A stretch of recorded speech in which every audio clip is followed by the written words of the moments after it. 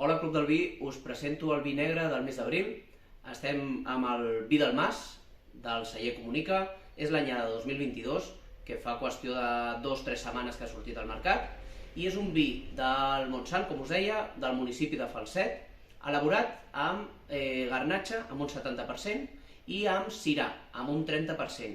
La garnatxa és varietat autòctona del Priorat i del Montsant, i el sirà és una varietat que conviu molt bé amb aquestes varietats, s'adapta molt bé al Mediterrani, és autòctona, diguem, del Vall del Ròdano, del sud de França, i combina molt bé amb la garnatxa perquè tenen totes elles aquestes notes de fruita més jugosita, més fruita de bosc i maduixetes, i en aquest cas el sirà li dona un punt més especial, d'acord?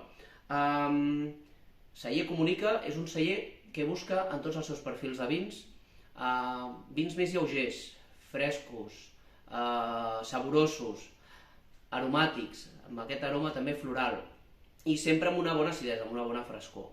En aquest cas, com us deia, acaba de sortir al mercat, l'hem tastat, la nostra valoració és positiva, però sí que és veritat que teníem un record encara més xulo. Llavors, què hem notat? Doncs que com acaba de sortir al mercat, té un punt final una mica més secant.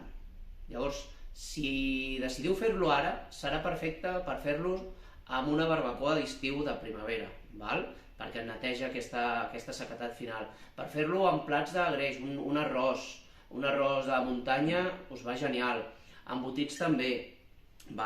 És un vi sense criança amb barrica de roure, però en el procés d'elaboració ha fermentat amb un 50% de la part més vegetal, la rapa, la part vegetal, no la separen, en aquest cas han separat només un 50%, i normalment es separa tota o un 80%, d'acord? Res més que comentar-vos que ens encanta aquest vi, mínima intervenció, agricultura ecològica, i esperem que us agradi, així que a gaudir. Salut!